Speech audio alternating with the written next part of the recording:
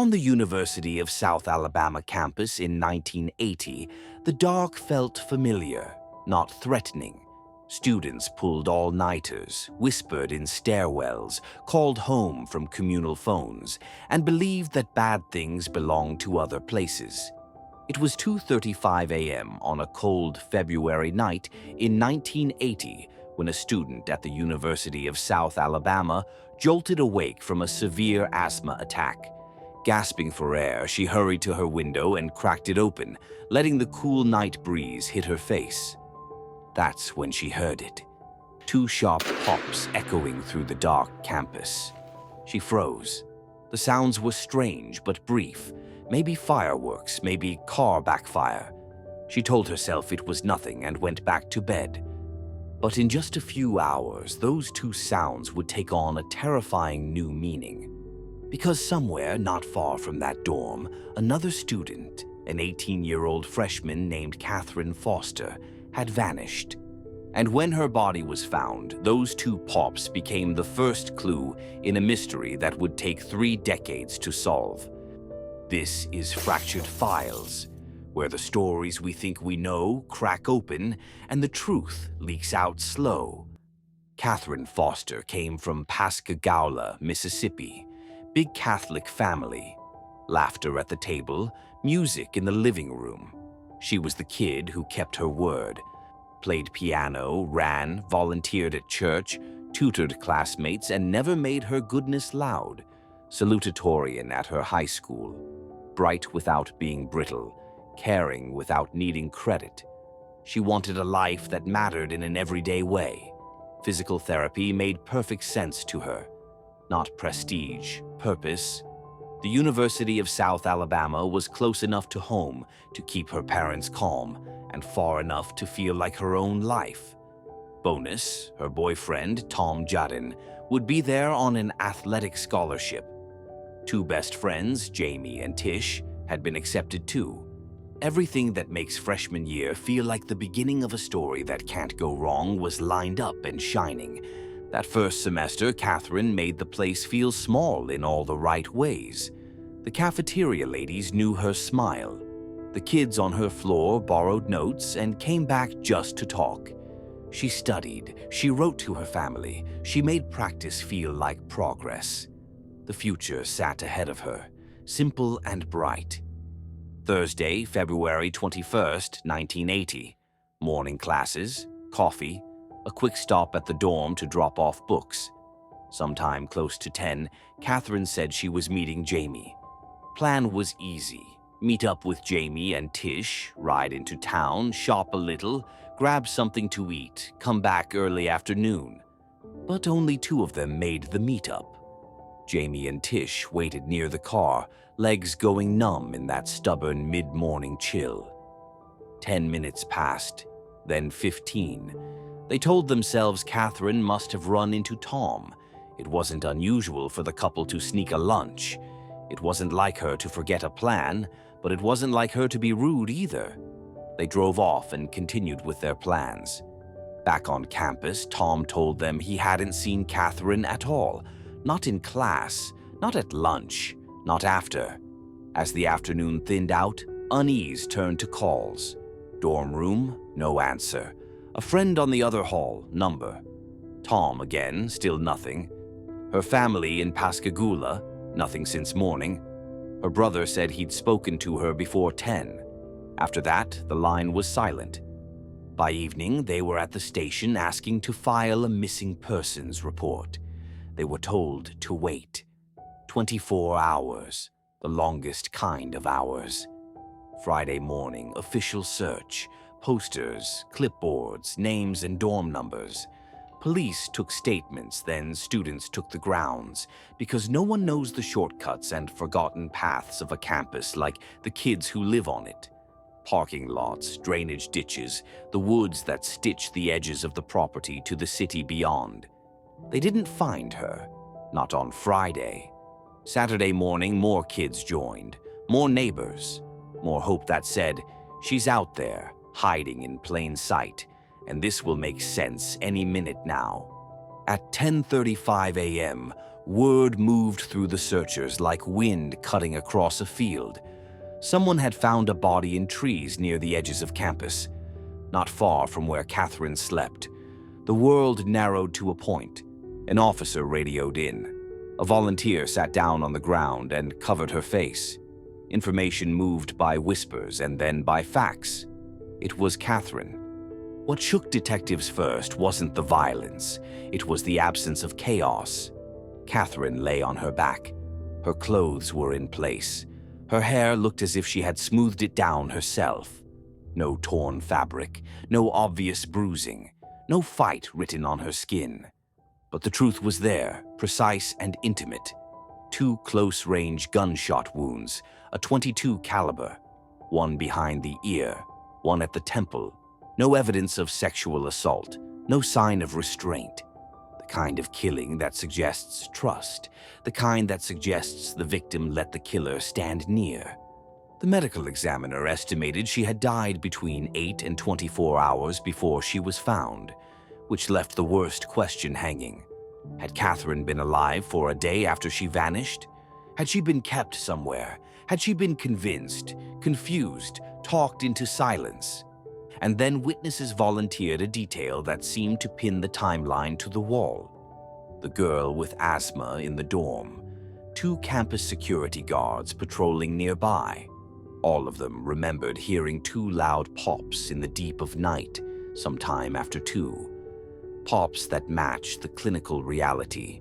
2 shots, small caliber. Detectives used that sound as a nail and hung the case on it. That choice would cost them decades. Murder had never struck this campus before. Fear pulled in the press. Police closed ranks and said little. The first circle of suspects is always the same. Boyfriend, friends, roommates, people with proximity, with patterns.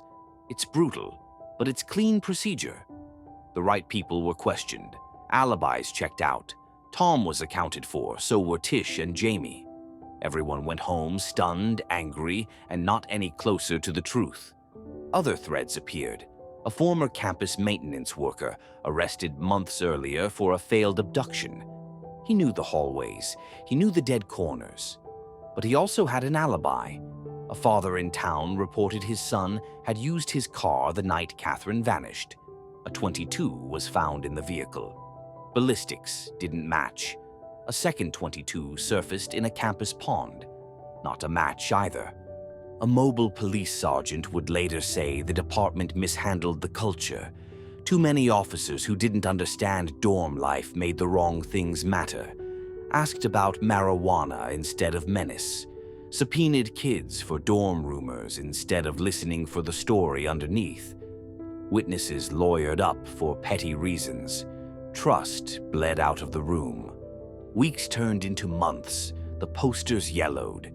The prayer vigils became memories, and the case sat on an investigator's desk like a weight you can't find a way to lift. In February 1983, nearly 3 years to the day after Katherine's body was found, police answered a call at a house in Mobile. A man dead inside, several days gone. Overdose of sleeping pills. The unremarkable sadness of it was about to crack open into something uglier. The name of the dead man was familiar. Michael Maris, one of the campus security guards who had reported hearing the 2 pops. His home was a shrine to a case he didn't solve. Files, clippings, a copy of Katherine's autopsy covered in pencil marks. Stupid, wrong, mistaken. He had written short stories about her life and poems about her death. People grieve in crooked ways, but this was obsession painted in thick strokes. Up in his attic, police found a cage, chicken wire, a door with a padlock. Inside, a narrow mattress and sheets, the kind of thing that makes your stomach drop as if it just lost the floor. Detectives thought for a moment that they had their man. Then they walked the timeline and found brick instead of air. Maris had been with another guard that night. His supervisor confirmed his hours. He didn't leave, not at the precise window the original timeline required. As for the cage, family said his grandfather had dementia and wandered at night.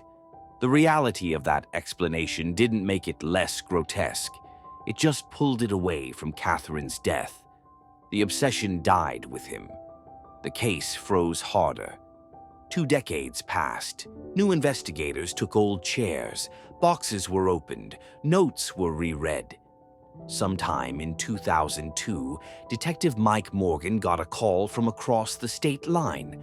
A homicide investigator in Mississippi had a man in recovery who wanted to clear his conscience about something that wasn't his to confess. The man said a woman in his AA group had made an admission as she worked through the steps. She wanted to make amends, but the person she'd hurt most was dead. She had shot her friend in college with a .22 she had stolen from her grandmother, and she had written a letter that she had read aloud at the girl's grave. Her name was Jamie. Back in 1980, she was Jamie Kellum, Catherine's friend, one of the last people scheduled to see her the morning she vanished. Detectives asked where the letter was. The man said he believed a copy existed with the family. When police knocked on the door and explained why they had come, Jamie's stepfather knew. He fetched a small, worn stack from a locked place, 3 lined pages, folded twice, edges soft from handling. The first line was a knife. "Dear Catherine, after all these years, I have come to you. It is me, Jamie, the girl who took your life." Forensics found Jamie's fingerprints on the pages. The words did the rest. There was still a problem, and it was big. The original timeline placed Catherine's death after 2 a.m., anchored to those pops the asthmatic student and the guards had heard. Jamie had an alibi for that window. She was out of state with a friend. Family backed it up. The math didn't leave space for her to do the things she had written about doing. Morgan's team took the timeline back to 0. They went to the body farm at the University of Tennessee and laid out the facts. Outdoor conditions, temperature, clothing, posture, decomposition stages. They asked the simplest question in the hardest way. Could the medical estimate be wrong? Experts told them yes, easily. With exposure and winter air, the window could stretch. Catherine could have died within hours of disappearing on Thursday morning. She didn't have to have been alive the Friday night those pops were heard. She could have been shot on day 1 and left where she was found, her stillness reading as recent simply because of the cold. Morgan then went back to the original medical examiner. With newer methods and wiser caution, the examiner agreed. The 8 to 24-hour estimate wasn't solid. It never had been, not for the exactness the case demanded.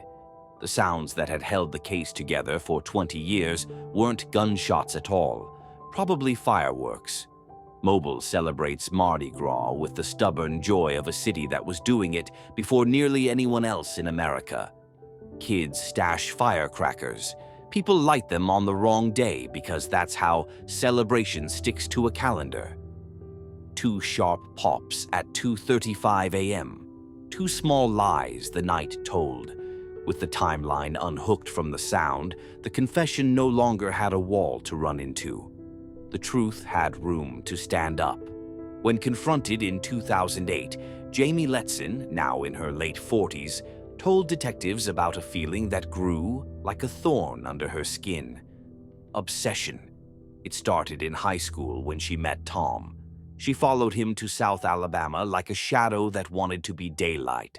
Catherine wasn't just his girlfriend. She was everything people liked about a person. Jamie could not compete with that. She turned her wanting into a plan that could only end one way. On the morning Catherine vanished, Jamie asked for a favor. Botany. Would she walk out to look for a few plants? Catherine said yes. Of course she did. That was Catherine in one soft syllable.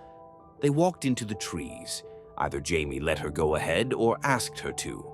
Jamie pulled the .22 from her bag, 1 shot behind the ear. Catherine turned, not falling instantly, her eyes asking a question nobody could answer. A second shot to finish the thing that should never have started. Jamie said she left her there, disposed of the gun in a dumpster, straightened herself out, and met up with Tish later, as if nothing had happened. Jamie was arrested in 2008 and charged with murder.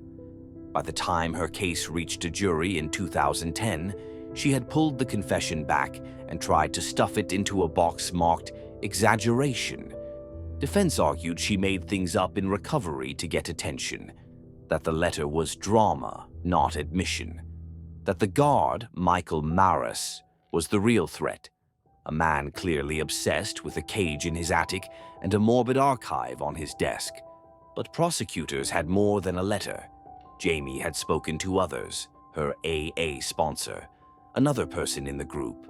Details repeated, guilt described, moments aligned.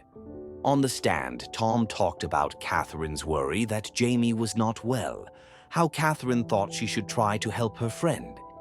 Tish talked about Jamie's odd behavior over lunch on the day Katherine disappeared. Friends described Jamie's fixation with Tom, the stolen photos, a lock of hair, lies she told about being his girlfriend. The jury read the words Jamie wrote to the girl she killed. They listened to the quiet, hard places inside them. On May 27, 2010, 30 years after the sound of those two small pops, a verdict landed. Guilty of murder. Life with the possibility of parole. We expect monsters to look like monsters. We want danger to announce itself, to smell wrong, to show teeth.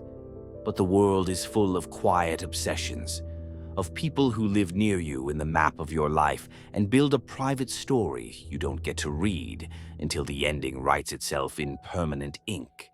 The Foster family waited 3 decades to hear a word that felt like justice. Guilty. It doesn't raise the dead. It doesn't fill a seat at Thanksgiving. It gives shape to grief, and sometimes that's the only thing the system can really offer. Katherine Foster's murder is one of those stories that makes trust feel fragile.